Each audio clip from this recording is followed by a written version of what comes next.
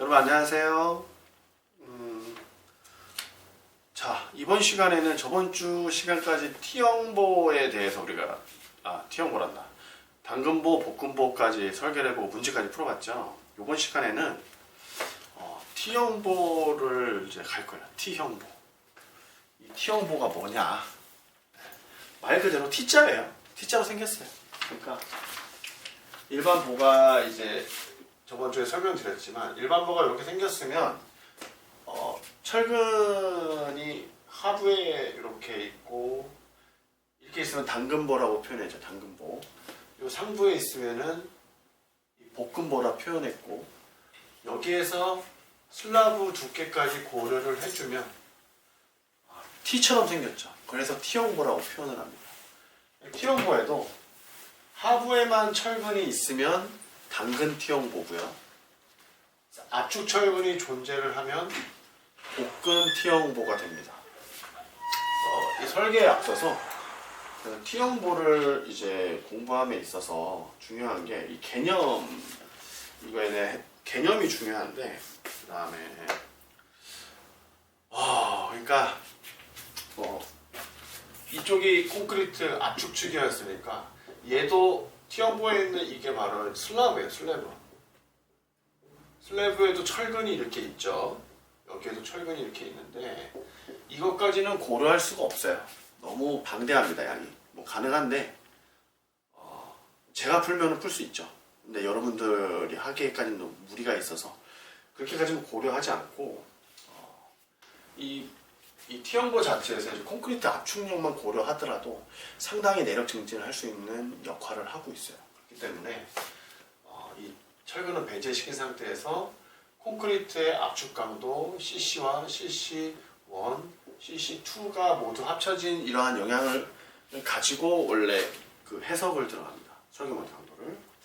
그래서 콘크리트의 압축 지지력이 증가가 되죠. 그 중앙 부분에서. 그러니까 단순보가 이렇게 있으면 이렇게 밴딩이 생기면 여기에 단면이 이렇게 T형보처럼 생기거든요. 그러면 이게 압축축 플랜지 역할을 하는 거예요. 플랜지 역할을 하면서 압축 설계 모드 강도를 증가시키는 역할을 한다. 거고, 그다음에 보의 단부에서는 쉽게 얘기하면 이렇게 되었을 때 모멘트가 이렇게 발생된다 했죠. 구모멘트가 이쪽 구간에서 어떨까요? 이쪽 구간을 가만 보면 T형보의 요 철근 여기는 이제 이쪽이 상부가 인장이고 단부에서 하부가 압축이니까 인장 측에 있는 슬라브 철근들이 일부 저항을 해줘요. 근데 뭐 그것까지 다 고려하기에는 너무 디테일하게 고려하기 때문에 그렇게까지 보지는 않고요. 시험에서도 보수적으로 평가를 많이 하는 편입니다. 그래서 이게 이 유효 폭을 얼마로 둘 건데부터 우리가 접근해야 돼요. 이펙티브 해가지고 유효한 폭, 그러니까 기둥이 이렇게 가고 보가 건물에서 이렇게 걸리겠죠. 걸리고 일단 요 중앙부에 요거를 단면을 끊으면은 이렇게 T형보처럼 생겼을 거란 말이에요. 그러면은 여기에 대한 요 유효폭을 계산할 수 있어야 되죠. 요걸 갖다 유효폭 B이라고 표현을 합니다. 그래서 시험에 많이 나와요. T형보의 유효폭을 계산해 보세요라는 문제도 기사 문제가 많이 나오죠. 그렇죠? 그렇기 때문에 슬라브의 유효폭과 BE 유효폭 산정에 대해서 우리가 첫 번째로 알아야 됩니다. 어떻게 계산하냐? 두 가지로 나눠지죠. 첫 번째로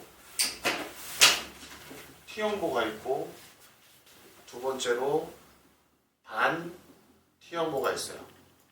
그럼 T형보는 뭐고 반 T형보는 뭐냐라고 물으시겠죠. T형보는 이렇게 양쪽에 다 슬라브가 있는 경우는 T형보고 이 끝부분을 이렇게 끊으면 이게 슬래브고 이게 보잖아요. 이걸 끊으면 이렇게 생긴 거죠. 이렇게. 그죠? 그러면 요거 이제 이게 반티라고 해서 이걸 갖다 반티 형보의 유효폭 B라고 표현을 하는 겁니다. 그렇기 때문에 일단은 첫 번째로 슬래브 중심간 거리.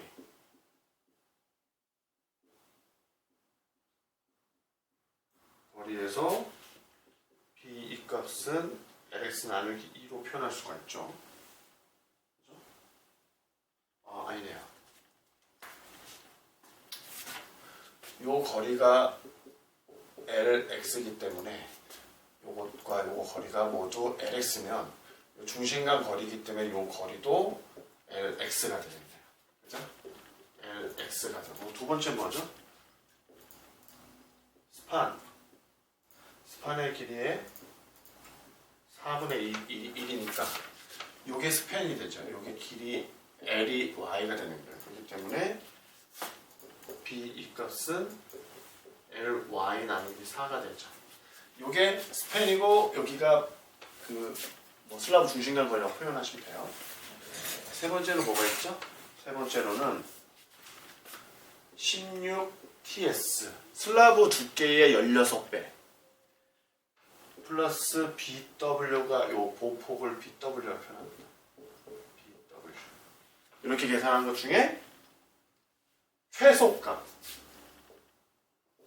최소값을 슬라브 유효폭을 할 수 있습니다.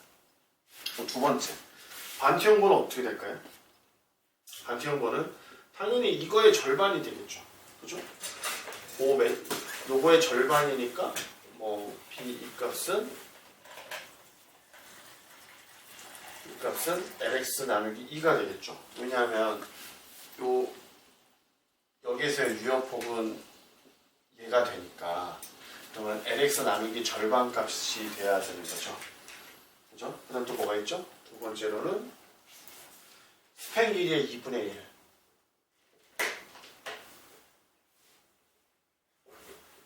맞죠?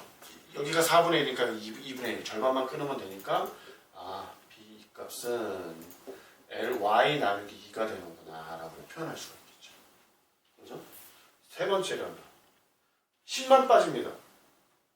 10. 그렇기 때문에 6TS 플러스 BW가 되는 거죠.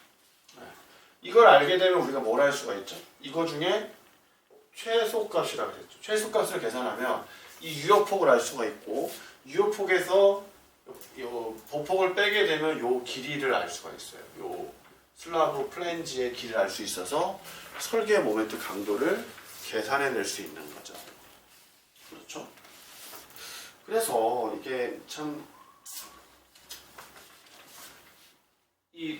유효폭 산정이 시험이 많이 나와요. 그래서 요 정도는 외우고 있어야 돼요. 근데 외우려면 그냥 외워지냐? 드립다 외우는 사람들 있죠. 그게 아니라 요 그림을 그려보는 거예요. 요 그림을 그려보면 기둥이 있고 이게 평면이죠. 여러분 지금 발밑에 학교에 와서 자기 발밑에 있는 보와 기둥 위치를 잘 보시면 돼요. 제가 공간지각 능력을 좀 키워야 효과적이라고 말씀드렸었죠. 발밑에 제가 여기 서 있는 거예요. 서 있는데 저 끝에 기둥이 있고 여기 기둥이 있고 이쪽 기둥 이쪽 기둥이니까 밑에 보가 날아가고 이게 우리가 보는 슬라브겠네 라는 생각을 하면 되겠죠.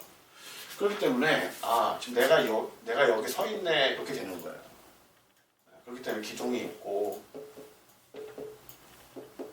요 보와 요 보를 다 거는 거죠. 이렇게 보를 쭉쭉 걸어보면 우리가 일반 T형보는 내부에 있는 보고 반T형보는 외부에 있는 보죠. 그러니까 여기도 반T형보 삼각형으로 표현하면 이거 다 반T형보죠. 그죠? 얘만 동그라미 T형보죠. 그러니까 어떻게 끊든지 간에 LX와 LY만 명확하다 그러면 T형볼 여기를 끊을 때는 당연히 이게 LX가 되죠. 끊는 쪽으로 LX고 여기를 끊으면 여기가 LX가 돼버리겠죠. 여기가 LY가 되고 그런 식으로 약간 좀 3차원적으로 접근을 해서 슬라브 유효폭을 계산을 해야 된다는 거죠. 그렇기 때문에 슬라브 중심간 거리 내부에 있으니까 당연한 거죠. 내부 내가 여기서 보고 있는 거죠 지금. 그죠? 여기도 아니고 여기 서서 보고 있기 때문에 슬라브 중심간 거리를 계산을 해내게 되면 요 수치와 요 수치와 동일하게 돼요. 그래서 LX라고 표현할 수가 있는 거고, 제가 만약 여기 서 있어요. 여기에 서 있으면은 자를 슬라브가 여기밖에 없죠. 여긴 없잖아요. 이쪽 슬라브가 없으니까 이렇게 나온다는 거예요. 이렇게. 그렇기 때문에 반티 형보가 나오기 때문에 이 값의 모두 절반. 그죠? LX의 절반, 스팬 길이도 얘보다 얘의 절반이라고 표현해야 되나요? 2배라고 표현해야 되거든요. 2배. 스팬 길이 2분의 1과 4분의 1로 표현되니까. 네. 그리고 얘의 절반, 얘의 2배 곱하기 2를 해야 되니까요. 스팬 길이의 2배고 중심간 거리의 절반이고 10만 빠지면 된다. 16TS 플러스 BW니까 BW는 뭐다? 바로 도의 폭이다. 네, 도의 폭이다. 그래서 16TS, 여기 6TS 요거만 차이가 있는 거죠. 전체적으로 그렇기 때문에 여기 나와 있는 이 그림을 보고 이해를 하는 게 훨씬 빠를 겁니다. 한 번 더 설명을 해드릴까요? 그림이 잘 안 보일 수도 있죠. 그림이 잘 안 보일 수도 있어서 한 번 더 제가 설명을 드릴게요. 지금 몇 분이죠? 보면 이게 생각보다 헷갈려요. 나중 되면. 근데 이제 그림상으로 표현을 하게 되면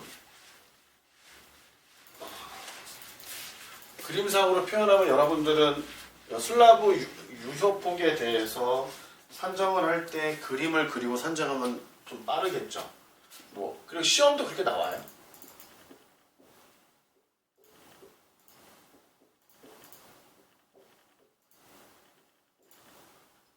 이렇게 있고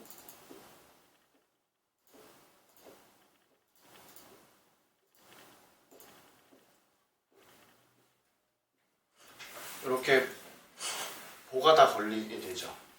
이 거리를 모두 뭐라고 할까요? LX라 표현하고 이 거리를 LY라고 표현을 하는 거죠. 그러면 사람이 어디 서 있냐에 따라 다르다했죠. 제가 여기에 서 있는 거예요. 이렇게. 그리고 이렇게 되면 T형보에 대한 UFO를 볼 수가 있는 거죠. 이쪽에 서 있다. 반T형보에 대해 계산할 수가 있죠. 그 이유가 첫 번째 뭐라 그랬죠?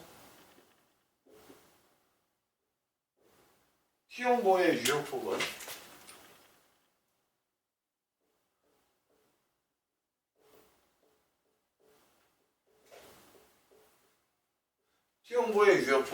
슬라브 중심간 거리라고 했으니까 요게 이제 1번 LX가 되는 거죠. 그죠? 첫 번째로 슬래브 1번 중심 거리에서 유효폭은 LX다라는 것과 두 번째는 뭐죠? 스팬의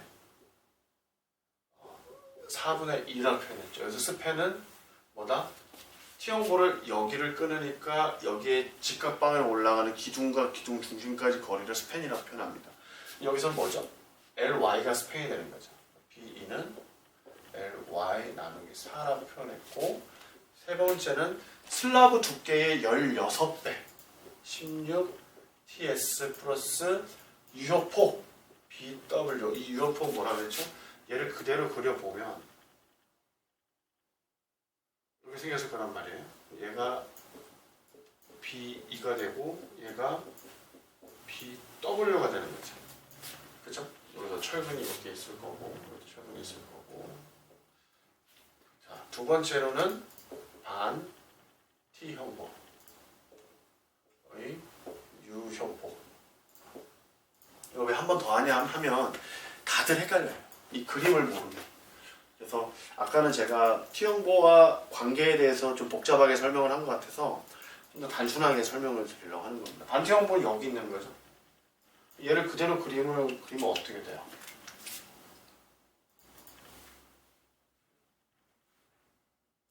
이러한 보가 되겠죠. 그죠? 여기 이렇게 잘라서 보니까 얘는 어떻게 된다? LX 나누기 2가 되겠죠. 그죠? 그래서 첫 번째 뭐가 나왔다?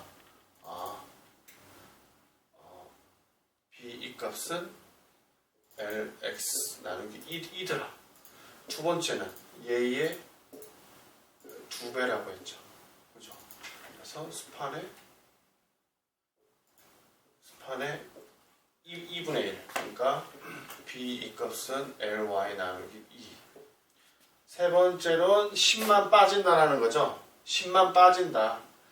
6ts 플러스 BW다. 그러니까 이렇게 보여가지고 쉽죠? 이런 식으로 보니까 이것 중에 무슨 값이다?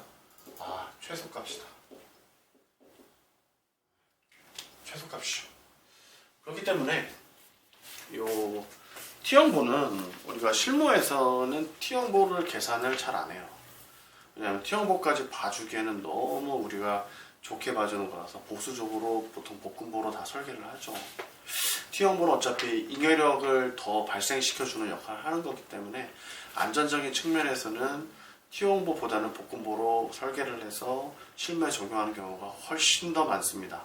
단 검토할 경우 거꾸로 다 지어진 집이 문제가 있느냐 검토할 경우는 아까 전에 이제 그 볶음보를 쓰는 이유 중에 모멘트 재분배가 있었죠. 그래서 모멘트 재분배도 고려할 수 있고 그 다음에 T형보에 대한 압축축 콘크리트에 대한 영향이 얼마만큼 있는가 그리고 주인장 체험을 몇 대나 더 우리가 담보해서 봐줄 수 있느냐 이런 것에 따라서 조금씩 달라져요. 그렇기 때문에 그리고 T형보는 일반보 강성의 대략 약 2배 이상의 강성이 좋아요. 그래서 콘크리트 건물은 일반적으로 슬라브와 보가 처진다. 그 내력에 아무리 못해도 15% 이상의 내력을 더 증진시켜주는 역할을 하기 때문에 강성 역할에서도 좋고 강도 면에서도 상당히 뛰어납니다. 그렇기 때문에 설계할 때는 그걸 모두 봐주기에는 부담스럽고요. 실질적으로 검토할 때는 우리가 이제 극한까지 검토를 하기 때문에 극한까지 검토할 경우에는 T형보에 대해서 조금 더 고려를 해봐도 괜찮겠구나. 왜냐하면 이제 안전적인 측면에서 그렇게 들어가는 거죠. 그래서 결국은 이제 이렇게 이제 T형보가 만들어지고 나면 일단 반T형보도 계산을 하지만 반T형보까지 계산하기엔 여러분이 머리가 너무 아프니까 T형보까지만 딱 해보는 거죠. 그래서 T형보에 대해서 이제 설계 개념을 조금만 더 진행을 해보면 일단 당근 T형보부터 진행을 해보면 철근이 이렇게 있을 거고요. 이렇게 나올 것이고 이렇게 나올 거란 말이에요. 그러면 이 구간이 TS가 될 거고 압축축 콘크리트와 철근이 있겠죠. 철근은 없네요. 그죠? 철근이 없죠. 일단 당근 T형보기 때문에 철근 없기 때문에 뭐가 나오냐면 여기에 오는 CC1 나오고 CC2, CC2가 나오죠. 그죠? 얘는 동일할 거니까 이놈은 왜냐면 유효폭 보면 대칭적으로 하게 돼 있으니까 여기가 CC1이 나오고 또 위에 또 뭐가 나오냐면 두 개의 CC2 두 개니까 CC2를 계산해서 결국은 CC1 플러스 CC2 얘 곱하기 두 개는 TS다라는 힘의 평형 방정식에 의해서 우리가 중립축도 산정하고 중립축 산정한 걸로 순인장 변형률을 꼭 다시 봐야 되죠. 순인장 변형률을 산정을 하고 그 이후에 그 강도 감소 계수를 구하고 나서 설계 모멘트 강도를 계산하는 프로세스는 동일합니다. 그렇기 때문에 T형보도 핵심은 뭐예요? 여기에 대한 유효폭 B 이 값을 어떻게 도출해 내느냐에 따라서 이 모든 강도 계산하는 방식이 다 수치가 달라져요. 그렇기 때문에 유의하셔야 될 게 슬라브 중심 간 거리 T형보는 그 다음에 스판의 4분의 1 그 다음에 슬라브 두께의 16배 더하기 복 이렇게 되는 거죠. 세 가지 유의하셔가지고 슬라브 유효폭에 대해서 우리가 계산을 하게 된 이후에는 똑같은 설계 프로세스대로 가는 거예요. 압축 철근이 있으면 어떻게 되죠? 이 상태에서 만약에 복근 T형보다 여기 철근이 이렇게 있겠네요. 철근이 있으면 CS가 되니까 여기에 추가적으로 CS가 하나 더 붙는 이런 역할이 되는 거예요. 그럼 어때요? 무조건 뭐랑 똑같다? C는 T다라는 것에서 모든 게 다 나오는 거죠. C는 T다에서 힘의 평형 방정식에 의해서 압축축 콘크리트, 압축축 철근, 인장즉 철근 이런 것에 대해서 모두 힘의 평형 방정식에 의해서 계산하는 거죠. 만약에 여기에서도 복근 T형본데 압축철근이 항복하지 않는다. 그러면 이걸 각각 다 계산해야 되죠. CC1, CS2, 그 다음에 CC1, CC2, CS 계산하고 인장적은 TS에서 힘의 평형 방정식에 의해서 뭘로 계산을 한다? 여기서 나오는 압축철근이 항복 안 했기 때문에 프로세스 2번으로 따라가는 거죠. 복근보 T형 프로세스 2번. 근데 뭐만 더 추가가 된다? 콘크리트 압축축에 있는 콘크리트 양만 더 추가적으로 고려를 해서 가주면 된다는 얘기예요. 자, 이렇게 보면 이제 T형보의 유효폭이 굉장히 중요하다는 사실을 우리가 알 수가 있죠. T형보의 유효폭이 굉장히 중요하고 T형보의 유효폭을 산정한 이후에 모든 설계 프로세스는 뭐와 동일하다? 복근보와 똑같다. 근데 복근보를 하기 위해서는 우리가 당근보부터 차분하게 공부하고 올라와야 복근보도 공부할 수 있고 복근보 프로세스 1, 2, 그 다음에 T형보 프로세스 1, 2까지 우리가 갈 수 있는 기반이 되더라라는 게 이번 강의의 맹점이었습니다. 여러분들 힘들죠? 네.